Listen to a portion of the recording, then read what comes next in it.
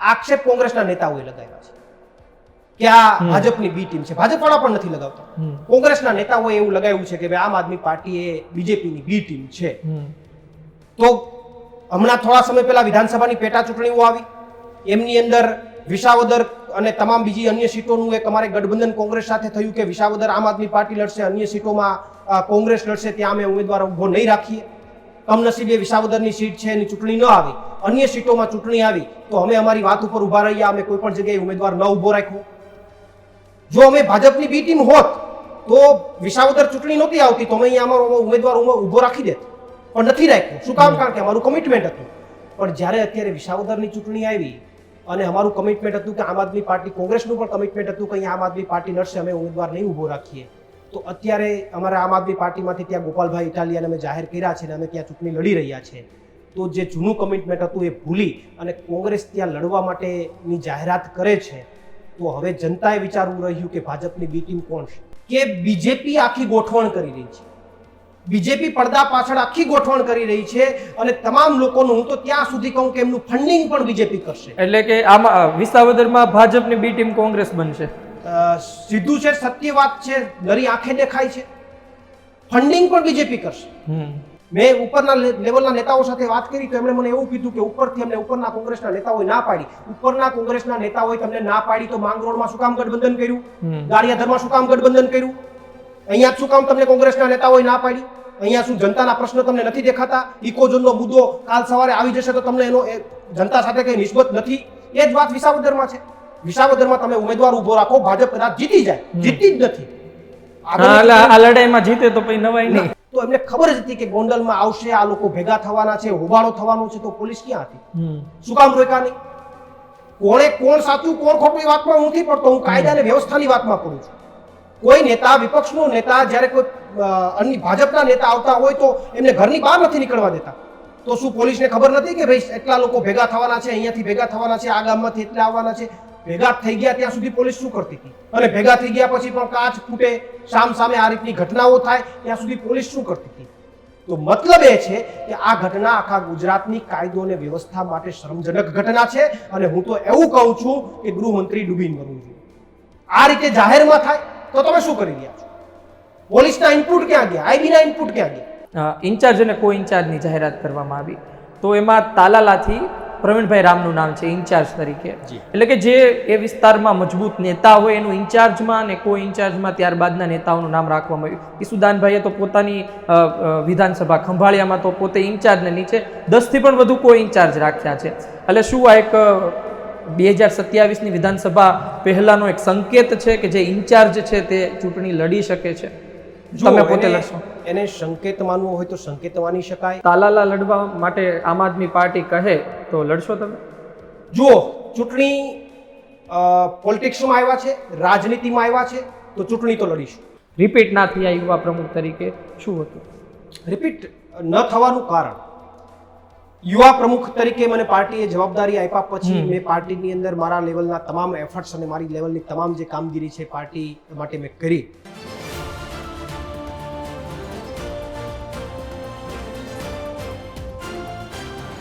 નમસ્કાર મિત્રો, આંદોલન અને આંદોલનથી જન્મ લેતા નેતાઓ, આપણે ત્યાં છેલ્લા 5-10 વર્ષમાં ખૂબ આંદોલનો પણ થયા, તેમાંથી નેતાઓ પણ બહાર આવ્યા, તેની વિશે આપણે વાત કરતા રહ્યા છીએ. પરંતુ આજે એક એવા વ્યક્તિ સાથે જ વાત કરવી છે કે જે પોતે પણ આંદોલનથી બહાર આવ્યા છે. લોકો માટે પહેલા લડતા હતા, કોઈ બેનર નહોતું, પોતે જન અધિકાર કરીને લડતા હતા, પરંતુ ત્યારબાદ તેઓ આમ આદમી પાર્ટીમાં જોડાયા અને આજે આમ આદમી પાર્ટીમાં સતત કામ કરી રહ્યા છે. સૌરાષ્ટ્રમાં ખૂબ સારી કામગીરી છે, તાલાલાથી કામગીરી કરી રહ્યા છે. તેમની સાથે વાત કરવી છે આમ આદમી પાર્ટી વિશે, તાલાલા વિશે, ખાસ કરી અત્યારના ગુજરાતની સ્થિતિ વિશે, ભૂતકાળના આંદોલનો વિશે. પ્રવીણભાઈ, આપનું સ્વાગત છે ગુજરાત તકમાં. જી, આભાર ધર્મભાઈ. પ્રવીણભાઈ, સૌ પ્રથમ તો એ જણાવો કે અત્યારે આમ આદમી પાર્ટીમાં શું ચાલી રહ્યું છે અને ખાસ કરી જે ભૂતકાળના આંદોલનો સાથે એના બહોળો અનુભવ સાથે આપ આમ આદમી પાર્ટીમાં આવ્યા છો, તો કેટલો ફાયદો અપાવવા જઈ રહ્યા છો? ભવિષ્યમાં શું થઈ શકે છે? ચોક્કસથી અત્યારે વાત કરીએ ધાર્મિકભાઈ, આમ આદમી પાર્ટીની અંદર ગતિવિધિઓની વાત કરીએ તો આમ આદમી પાર્ટી એક એવી પાર્ટી છે કે જે ક્યારેય આરામ કરવાનું નામ નથી લેતી. સતત લોકોની વચ્ચે અને લોકોની વચ્ચે જઈને એના પ્રશ્નોને હલ કરવા માટે સતત પ્રયત્નશીલ છે. અત્યારની સ્થિતિમાં વાત કરીએ તો જ્યારે આમ આદમી પાર્ટીના અમારા પ્રભારી નવા સહપ્રભારી જ્યારે નિમાયા બાદ જે કંઈ પણ આમ આદમી પાર્ટીની એક્ટિવિટી સ્ટાર્ટ થઈ છે, તમામ વિધાનસભા લેવલે ગઈકાલે 1 મે એટલે કે ગુજરાત સ્થાપના દિવસ હતો ત્યારે તમામ અમારા આમ આદમી પાર્ટીના 2000થી પણ વધારે કાર્યકર્તાઓએ એક દિવસના પ્રતિક ઉપવાસ કરી અને ગુજરાતની સુખ શાંતિ અને સમૃદ્ધિ માટે ઈશ્વરને પ્રાર્થના કરી. અને સાથે સાથે ગઈકાલથી જ દરેક લોકસભા વાઇઝ સંમેલનો, દરેક વિધાનસભા વાઇઝ સંમેલનો અને અલગ અલગ રીતે લોકોની વચ્ચે જઈ લોકોના પ્રશ્નો ઉઠાવી અને લોકોની સુખાકારી કઈ રીતે વધે એના માટે આમ આદમી પાર્ટી અત્યારે સતત પ્રયત્નશીલ ગ્રાઉન્ડ ઉપર છે, માત્ર વાતોથી નહીં, માત્ર ઓફિસમાં બેસીને નહીં. અને જ્યારે વાત છે મારા ખુદની કે જે 2012થી જે હું આંદોલનો કરી રહ્યો છું, 2012થી મારા આંદોલનનો કાળ શરૂ થયો અને આજે કરીબન 13-14 વર્ષ જેવો ગાળો વીતી ગયો છે. પાર્ટીની અંદર હું છેલ્લા 2-3 વર્ષથી સતત પ્રયત્નશીલ એક્ટિવ છું.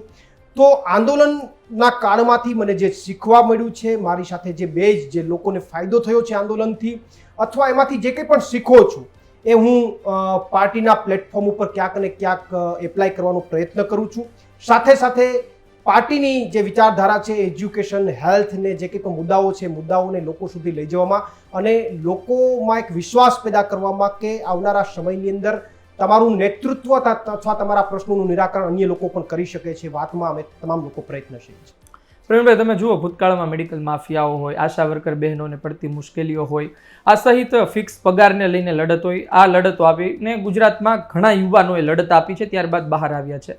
આપણે અલગ અલગ મુદ્દે વાત કરીએ, પહેલાં એ જાણવું છે ગુજરાતમાં કેમ હવે એવા આંદોલનો નથી થતા, કેમ છેલ્લા લાંબા સમયથી, એટલે આમ તો 2022 પછી તમે જુઓ એવા આંદોલનો નહીં, એવા નેતાઓ પણ હવે તેમાંથી બહાર આવવાનું મને લાગે છે કે ઓછું થઈ ગયું છે અથવા તો બંધ થવા તરફ જઈ રહ્યું છે.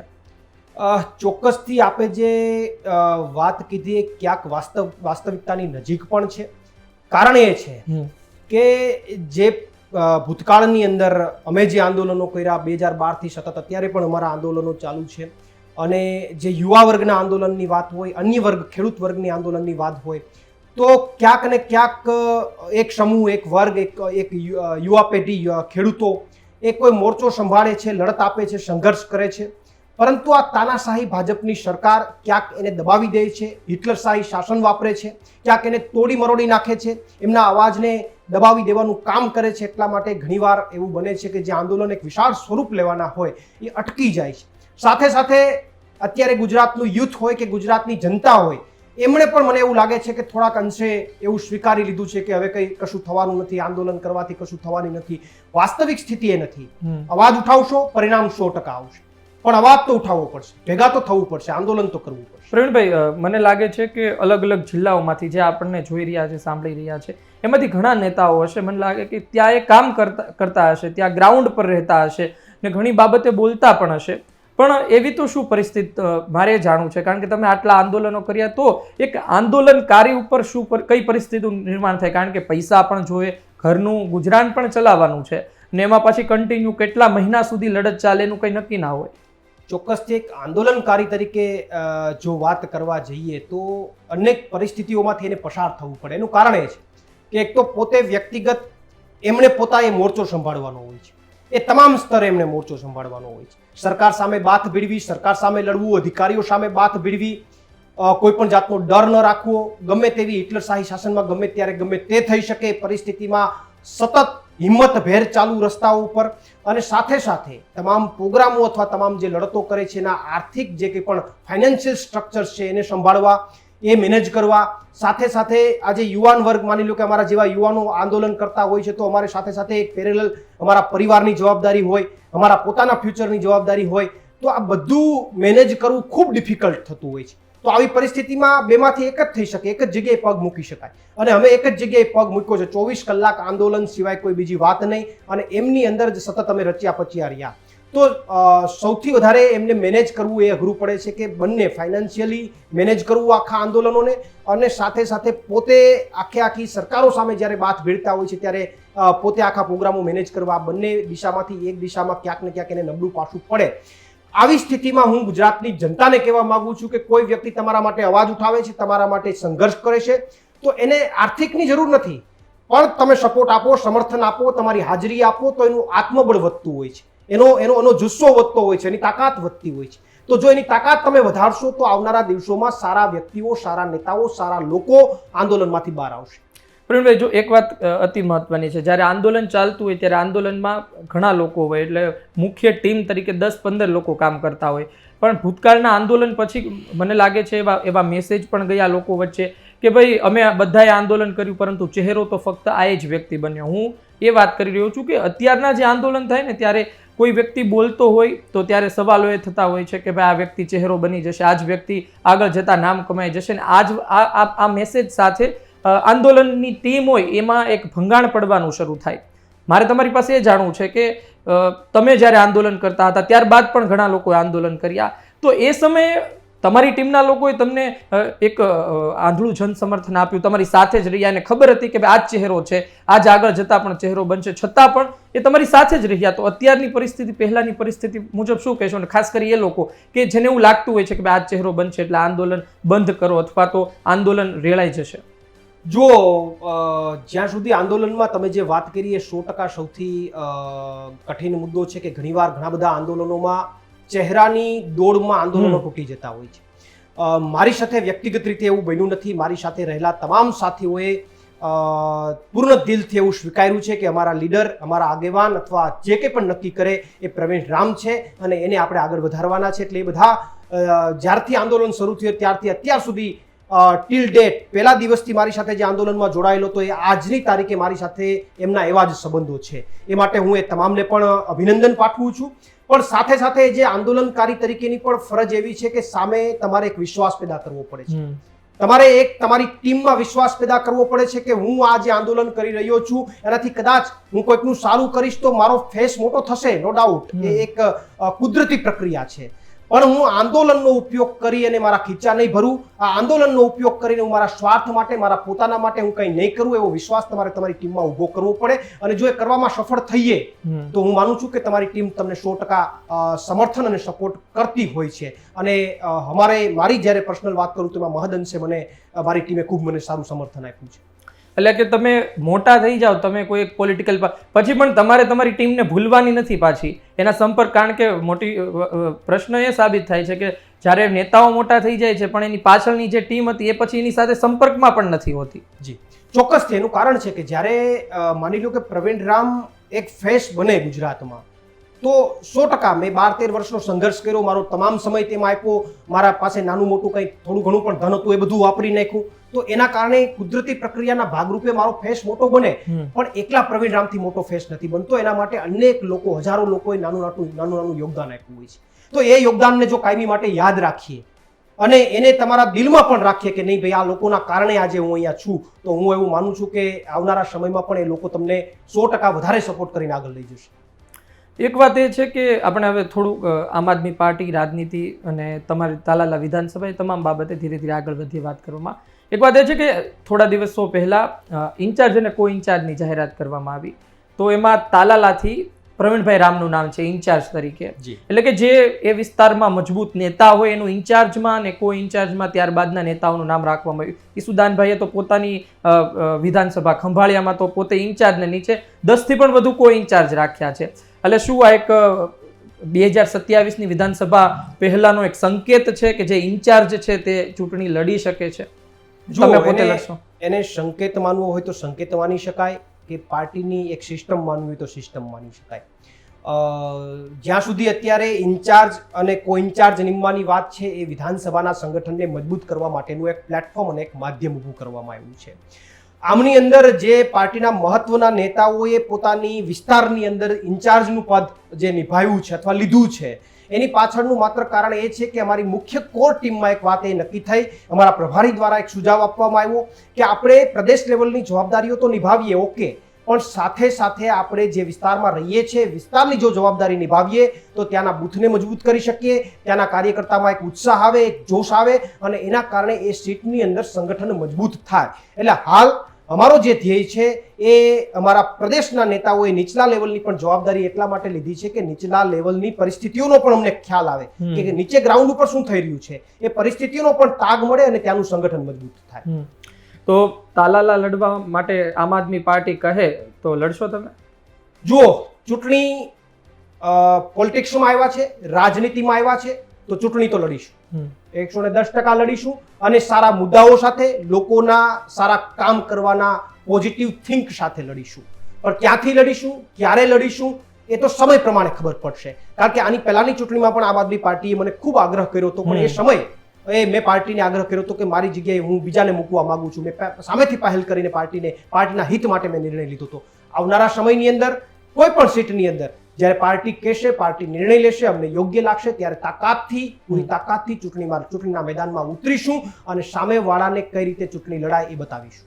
તમારે તાલાલામાં તો આમ આદમી પાર્ટી બીજા નંબરે રહી 22માં અને ત્રીજા નંબરે કોંગ્રેસ આવી છે, તો લાગે છે કે 27માં થોડો અવકાશ તો છે, જીતવાનો અવકાશ છે. અને જો કારણ કે ત્યારે ગઠબંધન નહોતું, હવે મને લાગે પરિસ્થિતિ પાછી તેવી જ થવા જઈ રહી છે, પણ ફરી ત્રિપાખીઓ જંગ થાય, થોડી વધુ મહેનત કરવામાં આવે તો જીતી શકાય. ચોક્કસથી આમ તો જોવા જઈએ તો આખા સૌરાષ્ટ્ર બેલ્ટમાં આમ આદમી પાર્ટીને ખૂબ સારા આશીર્વાદ મળ્યા છે. વાત કરીએ તાલાળા વિધાનસભાની સીટમાં તો સેકન્ડ નંબર ઉપર આમ આદમી પાર્ટી રહી છે. અમારા દેવેન્દ્રભાઈ સોલંકી ઉમેદવાર હતા, ખૂબ સારી મહેનત કરી, સેકન્ડ પોઝિશન ઉપર આમ આદમી પાર્ટી રહી છે. હાલ ત્યાં પ્રવર્તમાન ઇકોઝોનનો મુદ્દો છે. ઇકોઝોનના કારણે લોકોમાં ખૂબ ભારે નારાજગી છે. 2016 થી હું લડત લડી રહ્યો છું. સાથે સાથે તાલાળા વિધાનસભાના બીજા પટ્ટાની વાત કરવામાં આવે તો ત્યાં જે રેલવે ટ્રેક આવી રહી છે એનો વિરોધ છે. સાથે સાથે કેનાલ નીકળી રહી છે એનો વિરોધ છે. ત્યાંના ભાજપના સ્થાનિક નેતાઓનો, ભાજપના ધારાસભ્યો, ભાજપના સાંસદ સભ્યો અને તમામ નેતાઓ જે કંઈ પણ છે એ એમનો ક્યાંક ને ક્યાંક સ્થાનિક લેવલે અંદરોઅંદરની એમની કે માથાકૂટોના કારણે વિરોધ ઊભો થયો છે. તો આવનારા સમયમાં 110% તાલાળા વિધાનસભાના લોકો આમ આદમી પાર્ટીને 100% આશીર્વાદ આપશે. એનું તમને કારણ કહું કે હમણાં જ તાજેતરમાં તાલુકા પંચાયતની 2 પેટા ચૂંટણીઓ આવી, બોરવાવ અને ચિત્રાવડ. તો બોરવાવ અને ચિત્રાવડ બંનેમાં ત્રિપાખીઓ જંગ થયો. બોરવાવ સીટ જે વર્ષોથી ભાજપ તરફ જતી હતી એ આમ આદમી પાર્ટી 235 મતથી જીતી, અને ચિત્રાવડ માત્ર આમ આદમી પાર્ટી 31 મતથી હારી. આ પહેલી વાર અમે ચૂંટણી લડી રહ્યા છે. આની પહેલા લડ્યા પણ ત્યારે કોઈ સંગઠન કે ત્યારે ચહેરાઓ નતા. ત્યારે બંને સીટો પર અમને સારામાં સારું પરિણામ દેખાણું છે. એટલે 110% આવનારા સમયમાં તાલાળા તાલુકામાં આમ આદમી પાર્ટી તરફ લોકો આશીર્વાદ આપશે. તમે નગરપાલિકાની હમણાં ચૂંટણી ગઈને તમામ બાબતે વાત કરી. તમે જુઓ કે સલાયા નગરપાલિકામાં કોંગ્રેસનો દબદબો હતો, વિક્રમભાઈએ પણ મહેનત કરી, આમ છતાં પણ નગરપાલિકા બની, પણ અમુક કાઉન્સિલરને ત્યાં આમ આદમી પાર્ટીને પણ સારા મત મળ્યા. 2022ની સ્થિતિ એટલે કે ત્યારબાદ સતત જે આમ આદમી પાર્ટીએ પોતાનો વિસ્તાર વધાર્યો ગુજરાતમાં, તો એક વાત એવી પણ સામે આવી કે ભાઈ આમ આદમી પાર્ટી છે એ ભારતીય જનતા પાર્ટીની બી ટીમ છે ને એના કારણે ભાજપ જીતે. તમે જુઓ કે તમારી પણ વિધાનસભામાં તમારા કોંગ્રેસ અને આમ આદમી પાર્ટીના મત ભેગા થાય તો પછી ભાજપ હારી જાય. એવી કુંવરજીભાઈ બાવળિયાની તમે એવી અઢળક વિધાનસભા છે કે જ્યાં બેની લડાઈમાં ત્રીજો ફાવ્યો, એવી સ્થિતિનું સર્જન થયું. છેલ્લે તો હમણાં શક્તિસિંહ ગોહિલ પણ બોલી ગયા. હવે કોંગ્રેસના નેતાઓ ખુલ્લીને બોલે છે આમ આદમી પાર્ટી પર, શું કહેશો? જુઓ, અમારા ઉપર જે વર્ષોથી અને ઘણા સમયથી એક આક્ષેપ મારવામાં આવે છે કે આમ આદમી પાર્ટી બીજેપીની બી ટીમ છે. આક્ષેપ કોણ લગાવે છે? આક્ષેપ કોઈ સામાન્ય જનતા નથી લગાવતી. આક્ષેપ કોંગ્રેસના નેતાઓએ લગાવ્યા છે કે આ ભાજપની બી ટીમ છે. ભાજપવાળા પણ નથી લગાવતા. કોંગ્રેસના નેતાઓએ એવું લગાવ્યું છે કે ભાઈ આમ આદમી પાર્ટી એ બીજેપીની બી ટીમ છે. તો હમણાં થોડા સમય પહેલા વિધાનસભાની પેટા ચૂંટણીઓ આવી, એમની અંદર વિસાવદર અને તમામ બીજી અન્ય સીટોનું એક અમારે ગઠબંધન કોંગ્રેસ સાથે થયું કે વિસાવદર આમ આદમી પાર્ટી લડશે, અન્ય સીટોમાં કોંગ્રેસ લડશે, ત્યાં અમે ઉમેદવાર ઉભો નહીં રાખીએ. કમનસીબે વિસાવદરની સીટ છે એની ચૂંટણી ન આવી, અન્ય સીટોમાં ચૂંટણી આવી તો અમે અમારી વાત ઉપર ઉભા રહ્યા, અમે કોઈ પણ જગ્યાએ ઉમેદવાર ન ઉભો રાખ્યો. જો અમે ભાજપની બી ટીમ હોત તો વિસાવદર ચૂંટણી નહોતી આવતી તો અમે અહીંયા અમારો ઉમેદવાર ઉભો રાખી દેત, પણ નથી રાખ્યો. શું કામ? કારણ કે અમારું કમિટમેન્ટ હતું. પણ જ્યારે અત્યારે વિસાવદરની ચૂંટણી આવી અને અમારું કમિટમેન્ટ હતું કે આમ આદમી પાર્ટી, કોંગ્રેસનું પણ કમિટમેન્ટ હતું કે અહીંયા આમ આદમી પાર્ટી લડશે, અમે ઉમેદવાર નહીં ઉભો રાખીએ, તો અત્યારે અમારા આમ આદમી પાર્ટીમાંથી ત્યાં ગોપાલભાઈ ઇટાલિયાને અમે જાહેર કર્યા છે અને અમે ત્યાં ચૂંટણી લડી રહ્યા છે. તો જે જૂનું કમિટમેન્ટ હતું એ ભૂલી અને કોંગ્રેસ ત્યાં લડવા માટેની જાહેરાત કરે છે, તો હવે જનતાએ વિચારવું રહ્યું કે ભાજપની બી ટીમ કોણ છે. એક વાત એ છે કે પ્રવીણભાઈ, વાવના બદલે વિસાવદર, છેલ્લા લાંબા સમયથી આ માહિતી મળતી રહી છે કે ભાઈ વાવમાં પણ અમે ક્યાં ઉમેદવાર ઉતાર્યા હતા. ચાલો થોડું આગળ વધીએ, પણ તમે જુઓ કે ગોપાલભાઈ ચૂંટણી લડે તો કોંગ્રેસ પણ ઉમેદવાર ઉતારવાના છે, ગઠબંધન ગયું સાઈડમાં. બીજી વાત એ છે કે પાછી માહિતી પણ તેવી મળી રહી છે કે મજબૂત ઉમેદવાર ઉતારશે. એ પછી રાહુલ ગાંધીના ગુજરાતમાં આટાફેરા હોય, પ્રવાસ હોય, અધિવેશન હોય, પછીનો નિર્ણય હોય તો અલગ વાત છે.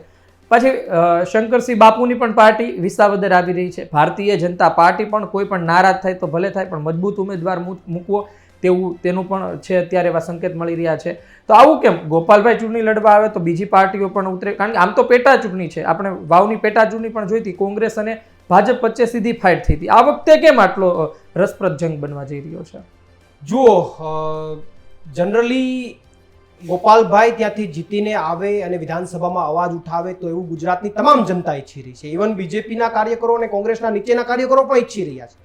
પરંતુ અન્ય પક્ષો જે કંઈ પણ ત્યાં પોતાના ઉમેદવારો ઉતારવા જઈ રહ્યા છે એની પાછળનું તર્ક એ છે કે બીજેપી આખી ગોઠવણ કરી રહી છે.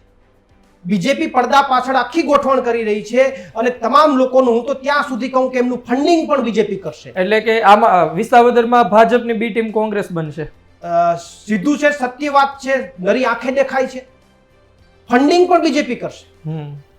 કારણ કે જો બી ટીમ ન હોય બીજેપીની તો શું કામ ઉમેદવાર ઉતારવા જોઈએ? પેલા કમિટમેન્ટ થયેલું છે, ગઠબંધનની વાત થયેલી છે, તો શું કામ ઉમેદવાર ઉતારવા જોઈએ જો તમે બીજ ટીમ ન હોય તો? અને એબીસી કરતા પણ વાત જવા દે, એબીસીડી માં નથી પડવું, પણ મૂળ મુદ્દો એ છે, મારે કોંગ્રેસને ત્યાં એ કહેવું છે, હું ગઈ વખતે તાલુકા પંચાયતની સીટ જે પેટા ચૂંટણી હતી એમાં પણ મેં કોંગ્રેસને કીધું કે આખા ગુજરાતમાં ક્યાંય ગઠબંધન ન કરો તો કાંઈ નહીં, પણ ગીર વિસ્તાર પૂરતું કરો. શું કામ? મેં એમને એટલા માટે કીધું કે વિસ્તારમાં ઇકોઝોનનો સળગતો મુદ્દો છે. ઇકોઝોનનો મુદ્દો માત્ર રસ્તા ઉપરથી સોલ્વ કરી શકાય એવું ન હોય, રાજકીય લડતોથી પણ સોલ્વ કરવો પડે. તો માત્ર ચૂંટણી લડીએ, જીતીએ અથવા કોઈને હરાવી દઈએ એ રાજકારણ નથી. લોકોની સુખાકારી કેમ થાય એ રાજકારણ છે. તો મૂળ મુદ્દો એ છે કે તમે ત્યાં ભેગા સાથે મળીને લડો અને બીજેપી હારે તો બીજેપીને ઇકો ઝોન લગાડવામાં ડર લાગે તો ફાયદો કોને થાય? જનતાને થવાનો ને. પણ કોંગ્રેસ તાલુકા પંચાયતની પેટા ચૂંટણીમાં પણ ન સમજી. મેં ઉપરના લેવલના નેતાઓ સાથે વાત કરી તો એમણે મને એવું કીધું કે ઉપરથી અમને ઉપરના કોંગ્રેસના નેતાઓએ ના પાડી. ઉપરના કોંગ્રેસના નેતાઓએ તમને ના પાડી તો માંગરોળમાં શું કામ ગઠબંધન કર્યું? ગારિયાધરમાં શું કામ ગઠબંધન કર્યું? અહીંયા શું કામ તમને કોંગ્રેસના નેતાઓએ ના પાડી? અહીંયા શું જનતાના પ્રશ્ન તમને નથી દેખાતા? ઇકોઝોનનો મુદ્દો કાલ સવારે આવી જશે તો તમને એનો જનતા સાથે કઈ નિસ્બત નથી? એ જ વાત વિસાવદરમાં છે. વિસાવદરમાં તમે ઉમેદવાર ઉભો રાખો, ભાજપ કદાચ જીતી જાય, જીતતી જ નથી. આ લડાઈમાં જીતે તો પછી નવાઈ નહીં, નથી જીતવાનું. એનું તમને કારણ કહું કે ગત ચૂંટણીમાં પણ ત્રિપાખીઓ થયો. ત્રિપાખીયા જંગની અંદર આમ આદમી પાર્ટી પહેલા નંબર ઉપર ત્યાં જીતીને આવી છે. તો આ વખતે પણ નથી જ થવાની. પણ માની લો કે 1% પણ માની લો કે બીજેપી જીતી જાય છે તો નુકસાન કોને થવાનું છે? આમ આદમી પાર્ટીને કે નથી થવાનું? એ તો ઠીક છે, અમે તો ચૂંટણી લડીએ છીએ, આજે હાર્યા તો કાલે લડીશું. પણ નુકસાન જનતાને થવાનું છે, વિસાવદર અને ગીરની જનતાને. શું કામ? કારણ કે બીજેપી જીતી જાય તો એના મગજમાં મેસેજ એવો જાય કે ઇકોઝોનની કોઈ અસર થઈ નથી. એમની આ પૂર્વ મુખ્યમંત્રી શંકરસિંહ બાપુ પણ ત્યાં આવી ગયા છે. એટલે આમ તો એ કહી શકે કે ભાઈ અમારી માટે તો આ એક શરૂઆત છે, એને કડીથી અમે લડીશું ને હવે ગુજરાતમાં 27 સુધી અમે ચૂંટણી લડીશું ને સંઘર્ષ કરીશું. પણ બાપુની એન્ટ્રી થાય વિસાવદરમાં, તમે શું વિચારો? જુઓ, જેટલા પણ આવી રહ્યા છે ઉમેદવાર તરીકે ઉભા રાખવા, એ તમામ બીજેપી દ્વારા સંચાલિત અને બીજેપી દ્વારા કહેવાથી આવી રહ્યા છે. પણ જેટલા પણ લોકો બીજેપીને સપોર્ટ કરવા માટે અથવા બીજેપીને હરાવવા માટે અને આમ આદમી પાર્ટી બીજેપીને જીતાડવા માટે અને આમ આદમી પાર્ટીને હરાવવા માટે આવી રહ્યા છે, એ તમામ લોકો ગીરના દુશ્મન છે, એ તમામ લોકો વિસાવદરના દુશ્મન છે. કારણ કે તમારા આવવાથી કાલે ત્યાં કોઈ અજુગતું પરિણામ આવ્યું અને ઇકોઝોન આવ્યું તો તમે ત્યાંના ખેડૂતને એના જમીનના ભાવ આપવા જવાના નથી. એટલે જેટલા પણ આવી રહ્યા છે ગીરના દુશ્મન છે. એ વિસાવદરની ધરતીના, વિસાવદરના ખેડૂતના, ગીરના ખેડૂતના દુશ્મનો છે. એટલે એને આવનારા સમયમાં ચૂંટણીમાં ભલે આવે અમે આવકારીએ છીએ ગીરમાં, પણ અમારા ખેડૂતો પણ એટલા સજાગ છે કે એમને આવકારો નહીં આપે, મતમાં આવકારો નહીં આપે. પ્રવીણભાઈ ને ગોપાલભાઈ એક સારા મિત્ર, બંને આમ તો આંદોલનથી બહાર આવેલા, બંનેની એવી છબી, લડાયક છબી. વાત એ છે કે તમે પણ વિસાવદરમાં ખૂબ પ્રચાર કરવાના છો એવી વાત થઈ છે. કારણ કે મેં ભૂતકાળમાં એવી વાતો કરી હતી કે 2002 થી લઈને 2022 વચ્ચેની જે 6 ચૂંટણી થઈ છે એમાં એક જ ચૂંટણી એટલે જે કેશુબાપા લડ્યા હતા 2012માં, એ જ ચૂંટણીમાં ભારતીય જનતા પાર્ટીનો વોટ શેર 28% આજુબાજુ ગયો. બાકી 39-40% એનો વોટ શેર રહ્યો છે. તમે જુઓ કે જે કુલ મત મળે છેલ્લે પણ એનો વોટ શેર 40% આજુબાજુ રહ્યો, 22માં પણ, ને બીજા નંબરે રહી. એટલે 40% આજુબાજુ મત તો મેળવે છે ભારતીય જનતા પાર્ટી.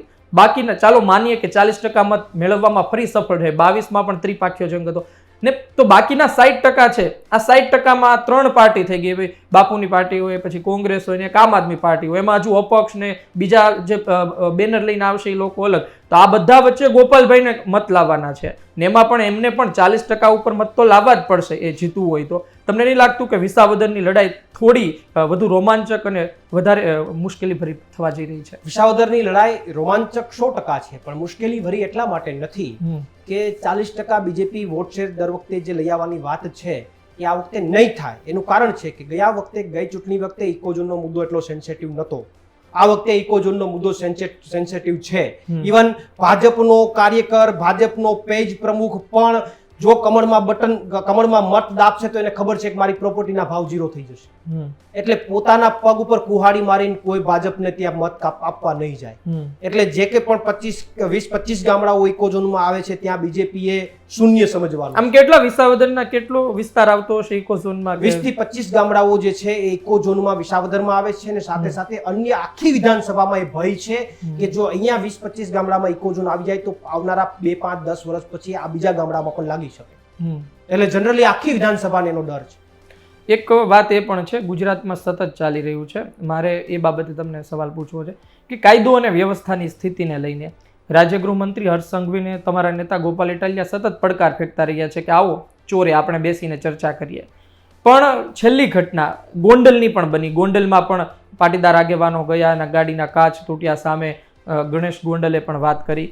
જોકે આમાં ચિત્રમાં કોંગ્રેસ જ છે, હજુ આમ આદમી પાર્ટી નહીં આવી, કારણ કે ત્યાંના ધારાસભ્ય ગીતાબાઈએ એવું કહ્યું કે આ તો કોંગ્રેસ પ્રેરિત છે. અલ્પેશ કથિરિયા એવું કહી રહ્યા છે કે આ તો સામાજિક મુદ્દો છે, રાજકીય મુદ્દો છે જ નહીં. આમ આદમી પાર્ટી ગોંડલને લઈને શું વિચારે છે?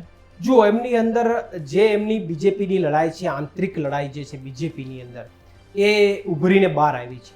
પણ મહત્વનો મુદ્દો એ છે કે લડાઈ ગમે એની હોય, બીજેપીની લડાઈ હોય, બે સમાજોની લડાઈ હોય કે કોઈ બે પક્ષોની લડાઈ હોય, મહત્વનો મુદ્દો એ છે કે ત્યાં પોલીસ કરતી હતી શું?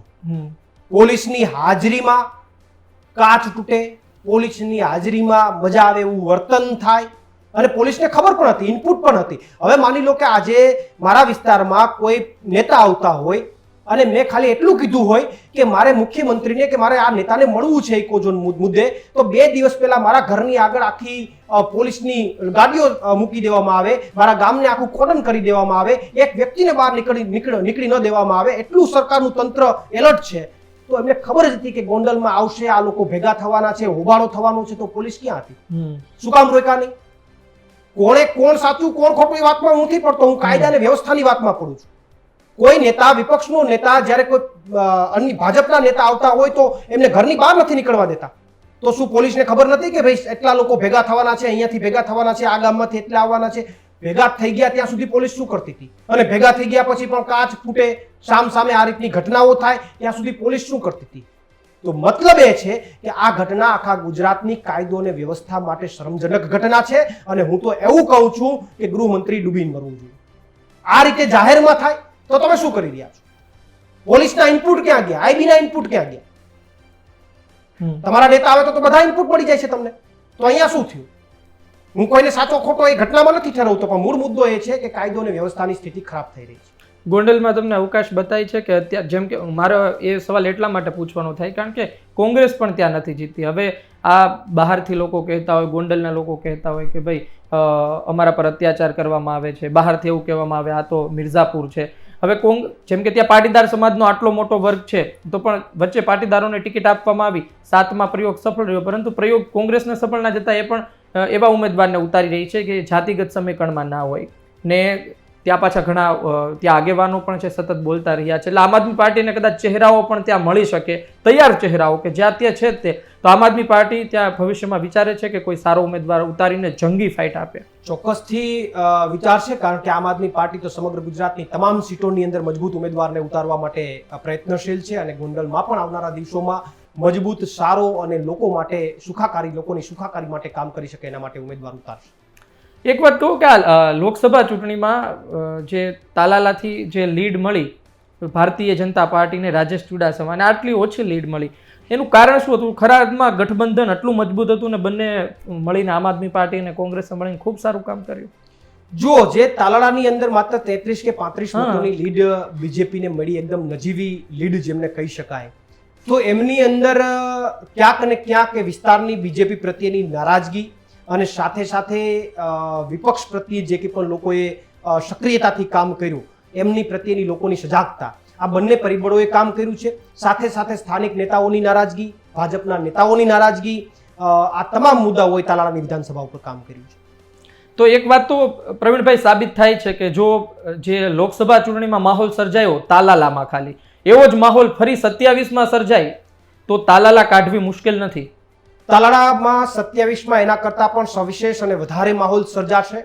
કારણ કે સેમ પરિસ્થિતિ મેં તમને એમ કીધું કે તાલાળામાં સળગતા 3 મુદ્દાઓ અને હવે ચોથો મુદ્દો, એક ઇકોઝોનનો મુદ્દો, અન્ય બીજો એક મુદ્દો રેલવે ટ્રેકનો મુદ્દો, એક જે કંઈ પણ આખી દરિયા કિનારે જે કંઈ પણ એક આખી કેનાલ આવે છે કેનાલનો મુદ્દો, અને ચોથો મુદ્દો કે હાલ બાગાયતમાં કેરીના પાકનો ત્યાં મુખ્ય પાક છે, વાર્ષિક પાક કહી શકાય.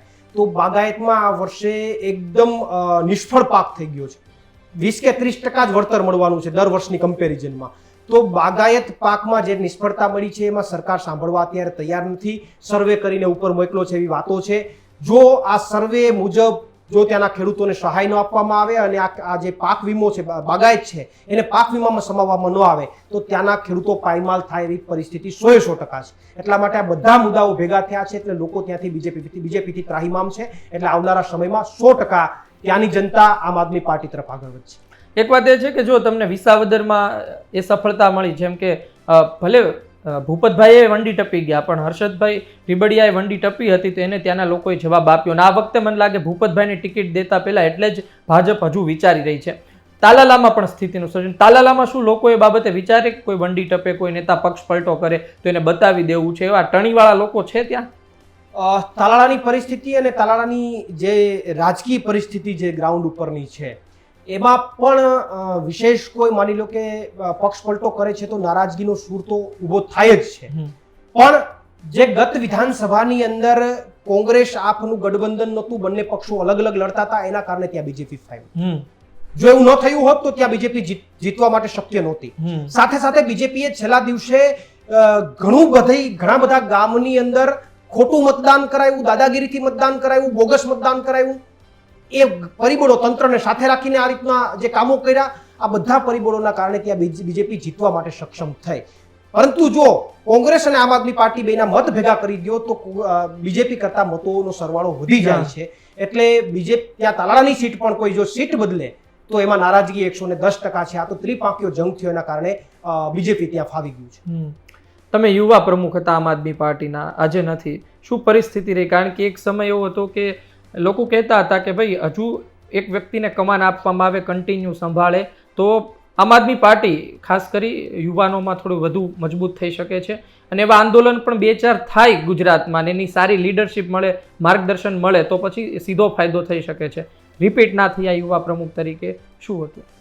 રિપીટ ન થવાનું કારણ, યુવા પ્રમુખ તરીકે મને પાર્ટીએ જવાબદારી આપ્યા પછી મેં પાર્ટીની અંદર મારા લેવલના તમામ એફર્ટ્સ અને મારી લેવલની તમામ જે કામગીરી છે પાર્ટી માટે મેં કરી અને મેં સફળતાથી મારું જે કંઈ પણ મને જવાબદારી આપવામાં આવી મેં નિભાવી. અને એના કારણે જ એટલા માટે જ મને પાર્ટીમાં પ્રમોશન આપવામાં આવ્યું. હું એક યુથનો પ્રમુખ હતો, એક યુવા વિંગનો પ્રમુખ હતો અને એ પછી મને પાર્ટીએ મારી કામગીરીને જોઈ અને મને 26 વિંગનો અધ્યક્ષ બનાવી દીધો. હું એક જ વિંગનો અધ્યક્ષ હતો અને એના ઉપરથી મને પ્રમોશન આપી અને યુથ જેવી 26 વિંગો, કિસાન વિંગ હોય, મહિલા વિંગ હોય, એસસી, ઓબીસી, એસટી, તમામ એવી 26 પાર્ટીમાં વિંગો છે. એ તમામ વિંગોના અધ્યક્ષ પદે મને પાર્ટી બિરાજમાન કર્યો. એટલે મને યુથ ની મારી જવાબદારી હતી એના કરતાં 26 ગણી વધારે જવાબદારી પાર્ટીએ આપી. એટલે હું એવું માનું છું કે મારી કામગીરીને જોઈને પાર્ટી મને પ્રમોશન આપ્યું છે. છાત્ર સંગઠન મજબૂત કરવાની જરૂર જણાય છે ગુજરાતમાં, કારણ કે કોંગ્રેસ તમે જુઓ ભલે આમ પણ અમુક જિલ્લાઓમાં કોંગ્રેસ સતત એનું NSUI પ્રચાર કરતું રહે છે, બોલતું રહે છે વિરોધમાં, પણ આમ આદમી પાર્ટીનું છાત્ર સંગઠન દેખાતું નથી. તમને લાગે છે કોઈ એક સારા વ્યક્તિના હાથમાં કમાન આવે અને એક આયોજનબદ્ધ કામ કરવામાં આવે તો તેમાં પણ પરિણામ મળી શકે? આમ આદમી પાર્ટીનું જે છાત્ર સંગઠન છે CYSS એ અમદાવાદ અને રાજકોટની અંદર ખૂબ સારી રીતે કામ કરી રહ્યું છે. આવનારા સમયમાં અમે હજુ વધારે મજબૂતીથી એમાં કામ કરવા જઈ રહ્યા છે અને 2 દિવસ પહેલા જ અમદાવાદ જૂના સર્કિટ હાઉસ ખાતે અમે યુથ અને CYSS ની એના માટેની પ્રદેશની મિટિંગ બોલાવેલી હતી. CYSS એટલા માટે મજબૂત કરવું જરૂરી છે કે યુથ જે અભ્યાસ કરે છે ત્યાં જે લીડરશિપ લેનારો જે યુથ છે એ જ આવનારા સમયની અંદર ગુજરાતની જનતા માટે અવાજ ઉઠાવશે.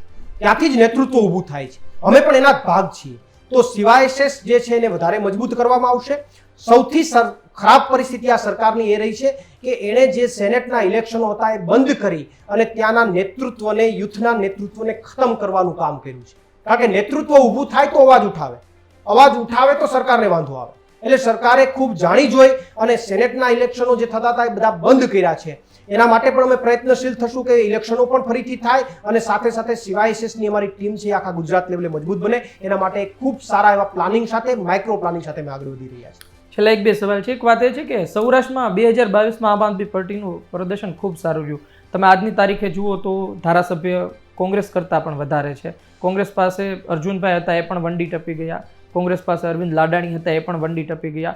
તમારી પાસે ત્યાં તો સુધીર વાઘાણી, ઉમેશ મકવાણા અને ભૂપત ભાયાણી, એ 3 અને હેમંત ખવા 4 હતા. એમાંથી ભૂપત ભાયાણીએ પગ પલટો કર્યો. પણ ત્યાં સૌરાષ્ટ્રમાં અને દક્ષિણ ગુજરાતમાં આ બંનેમાં શું થયું હતું કે આટલી મજબૂત રીતે પાર્ટી બહાર આવી અને ખરા અર્થમાં શું રણનીતિ રહી હતી એ સમયે?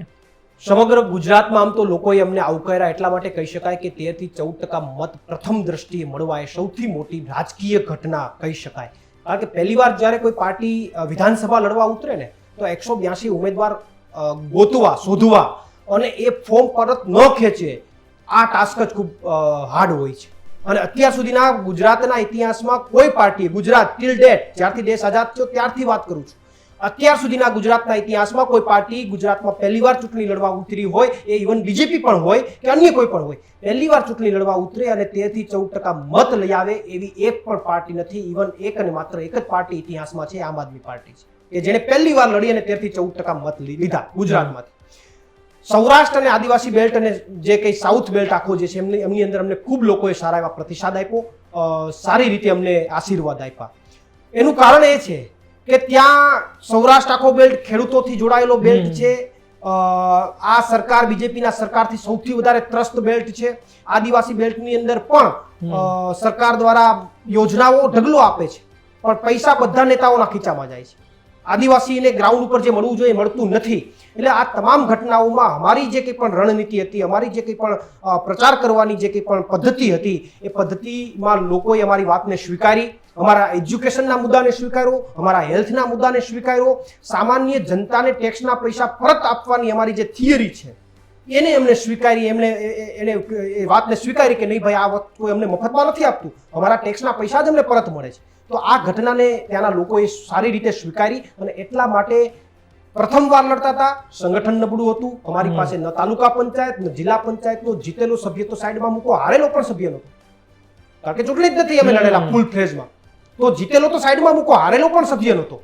સંગઠન અમારું પહેલીવાર લડી રહ્યા હતા એટલે એટલું બધું મજબૂત ન હોય. તો આવી પરિસ્થિતિમાં વર્ષોથી જે સત્તા ભોગવી રહી છે ભાજપ સામે લડવું અને એ લડતમાં સૌરાષ્ટ્રમાં સેકન્ડ પોઝિશન ઉપર આવવું. 2022માં કોંગ્રેસ કરતા પણ વોટ શેર આમ આદમી પાર્ટીનો વધારે અને કોંગ્રેસ કરતા પણ ધારાસભ્યો આમ આદમી પાર્ટીના વધારે. ત્યારે 3 હતા કોંગ્રેસના, અમારા 4 હતા કોંગ્રેસના, હવે તો એક જ રહ્યો છે સૌરાષ્ટ્રની અંદર વાત કરીએ તો સૌરાષ્ટ્ર બેલ્ટની અંદર 110% આજની તારીખ પણ આમ આદમી પાર્ટી મજબૂત છે. આદિવાસી બેલ્ટની અંદર અમારા ચેતરભાઈ જે કામ કરી રહ્યા છે એને સમગ્ર આખો જે સાઉથ બેલ્ટ વલસાડ વાપીથી લઈ અને આ બાજુ સાબરકાંઠા બનાસકાંઠા સુધી આદિવાસી બેલ્ટની અંદર એમની ઉર્જા જે છે એમનો સંચાર થયો છે. તો આ બંને બેલ્ટની અંદર આમ આદમી પાર્ટી મજબૂત છે. આવનારા દિવસોમાં ચોક્કસથી આવનારી તાલુકા, જિલ્લા પંચાયત અને આવનારી વિધાનસભામાં એના પરિણામો દેખાશે. છેલ્લો સવાલ એ પૂછવો છે કે તમે જુઓ 2022માં તો માહોલ જ એવો બન્યો હતો, એટલે કે પોતે કેજરીવાલ પણ પ્રચાર કરવા માટે આવતા હતા ને માહોલ 2022માં એવો બન્યો હતો કે ત્રીજા પક્ષની એક લહેરી સમયે જોવા મળી હતી. ચૂંટણી પહેલા અમુક મહિનાઓ પહેલાથી જ જોવા મળી હતી.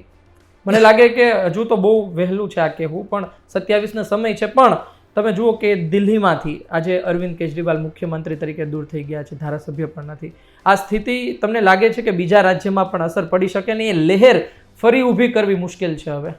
ના, 2027માં 2022 કરતાં પણ મોટી લહેર આવશે. એનું કારણ હું તમને કહું કે દિલ્હીના પરિણામો છે એ સ્વાભાવિક રીતે 100% કાર્યકર્તાઓમાં અને જનતાઓમાં અમુક ટકા અસર કરે, પરંતુ એ ક્યાં સુધી અસર કરે કે જ્યાં સુધી તમારો પક્ષ, તમારા કાર્યકર્તા, તમારા નેતાઓ ગ્રાઉન્ડ ઉપર ન દેખાય અને ઘરે બેસી જાય. સફળતા અને નિષ્ફળતાની વ્યાખ્યા એ જ છે કે સફળતા એ નથી કે તમે એકવાર એક લેવલ સુધી પહોંચી જાઓ એટલે મેટર પૂરી થઈ જાય. એ સફળ નથી. પણ તમે નિષ્ફળ થાવ છતાં પણ સતત તમે ગ્રાઉન્ડ ઉપર દેખાવ, તમે સતત લડતા રહ્યો, તમે લોકો માટે મુદ્દા ઉઠાવતા રહ્યો, તો એ વ્યક્તિ સફળ વ્યક્તિત્વ છે. આમ આદમી પાર્ટી આ વખતે ચૂંટણી હારી આમ આદમી પાર્ટી માટે પહેલી ઘટના નથી. આમ આદમી પાર્ટી અને અમારા અરવિંદ કેજરીવાલના જીવનમાં આવી અનેક ઘટનાઓ બની. ઇવન જ્યારે પહેલી વાર સરકાર બનાવી, સરકારમાંથી એને ખબર નથી કે બીજી વાર લડવા ઉતરીશ તો મને લોકો આશીર્વાદ આપશે. સરકાર પોતે જ પાડી નાખવી. ફરીથી જ્યારે બીજી વાર લડવા ઉતર્યા ત્યારે ઘણા બધા લોકોએ એવા આક્ષેપો કર્યા કે તમે સત્તા સંભાળી નથી શકતા, હવે તમે શું આવ્યા, છતાં પણ એ ગ્રાઉન્ડ ઉપર દેખાણા અને જનતાએ સ્વીકાર્યા. તો આવા તો અનેક પરિબળો. પંજાબમાં પહેલી વાર એવો માહોલ બન્યો કે આ વખતે સરકાર બની જ જાય છે અને ન બની, 11 કે 12 સીટો જ આવી, એમાંથી મોટા ભાગના લોકો બીજેપીમાં ભાગી ગયા. પંજાબની અંદર એવો માહોલ બની ગયો કે હવે આમ આદમી પાર્ટીને કોઈ ન સ્વીકારે અને આમ આદમી પાર્ટી એવો માહોલ બનાવીને બીજી વાર સરકાર બનાવી નાખી. મૂળ મુદ્દો રાજનીતિમાં એ નથી કે રાજનીતિમાં અપ ને ડાઉન ફેઝ હોવાના. કોઈ પણ નેતા દેશનો સતત બધી જ ચૂંટણીઓ જીતી જાય અથવા બધી જ ચૂંટણીઓ હારી જાય એવું નથી હોતું. એનો ડાઉન ફેઝ આવતો જ હોય છે દરેક નેતાનો. ક્યાં અમુકનો મોટો લાંબો ફેઝ સારો હોય, અમુકનો શોર્ટમાં અપડાઉન આવતો હોય છે. મૂળ મુદ્દો એ છે કે દિલ્હીની ચૂંટણી હાર્યા પછી પણ આમ આદમી પાર્ટીના અમારા નેતા ઘરે બેઠા નથી.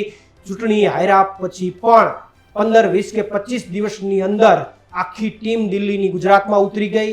તમામ જગ્યાએ સભાઓ, તમામ જગ્યાએ સંમેલનો, લોકોની વચ્ચે જવાનું, લોકોના મુદ્દાઓ ઉઠાવવાનું એક કામ એટલી જ તાકાતથી ચાલુ થઈ ગયું. અમારા કાર્યકરોમાં ધીમે ધીમે ઉર્જાનો સંચાર થવા માંડ્યો છે. એટલે 2027માં 2022 કરતા પણ ખૂબ સારો માહોલ બનશે. કારણ કે ત્યારે તો દિલ્હીની જવાબદારી હતી એટલે એના કારણે ક્યાંક ને ક્યાંક અમારા નેતાઓ ત્યાં બોન્ડ રહેતા હતા. હવે તો એ જવાબદારી નથી એટલે અમારા નેતાઓ ફ્રી છે. પૂરેપૂરી તાકાત અને પૂરેપૂરી એનર્જી ગુજરાત, ગોવા અને અન્ય રાજ્યોમાં લગાડશે. ધન્યવાદ. તો આ હતા પ્રવીણભાઈ રામ. આપણે પહેલેથી અલગ અલગ મુદ્દે વાત કરી અને ભવિષ્યમાં પણ આપણે એમની સાથે એ મુદ્દે વાત કરતા રહીશું. કારણ કે વિધાનસભા ચૂંટણીનો હજુ ઘણો સમય છે અને તાલાલા વિધાનસભા ચૂંટણી લડે એવી સંભાવના અત્યારે અમને તો બતાવી રહી છે અને પ્રવીણભાઈ ભવિષ્યમાં જે કરે એ તે. પણ જોઈએ શું થાય છે આવનાર સમયમાં. ઇકો સેન્સિટિવ ઝોન મુદ્દે શું થાય છે. વાત એ છે કે આમ આદમી પાર્ટી અને કોંગ્રેસ વચ્ચે 27માં શું થાય છે, ગઠબંધન થાય છે કે નહીં. કારણ કે અત્યારના તો સ્થિતિ ખૂબ ખરાબ છે બંને વચ્ચે. લોકસભા ચૂંટણીમાં ગઠબંધન હતું તો ફાયદો પણ થયો હતો, એક બેઠક પણ મળી હતી કોંગ્રેસને. એટલે કે ત્યારથી વાતો હતી, પરંતુ વચ્ચે આ વિસાવદર અને કડીમાં વિક્ષેપ પડ્યો છે. શું થાય છે જોઈએ. મંચ કાર્યક્રમ આપ જોતા રહેજો. આ જ પ્રકારે મંચ કાર્યક્રમમાં અલગ અલગ આગેવાનોને અમે બોલાવતા રહીશું, તેમની સાથે વાત કરતા રહીશું. પ્રવીણભાઈ સાથેની વાત આપને કેવી લાગી એ કોમેન્ટ બોક્સમાં જરૂરથી જણાવજો. કયો મુદ્દો છે કે જે મુદ્દે આવનાર સમયમાં કંઈ પરિવર્તન લાવવાની જરૂર છે, આંદોલન વિશે આપ શું વિચારો છો, યુવા નેતા વિશે આપ શું વિચારો છો, એવું કોમેન્ટ બોક્સમાં લખજો. અને અમારો પ્રયત્ન રહ્યો છે કે યુવા નેતાઓ સાથે અમે સતત વાતો કરીએ અને લોકો સુધી પહોંચે અને બીજા જે યુવા નેતાઓ છે એમને પણ ખબર પડે. એટલે કોમેન્ટ બોક્સ જરૂરથી કરજો, લખજો તેમાં પોતાનો અભિપ્રાય. ફરી મળીશું. ધન્યવાદ.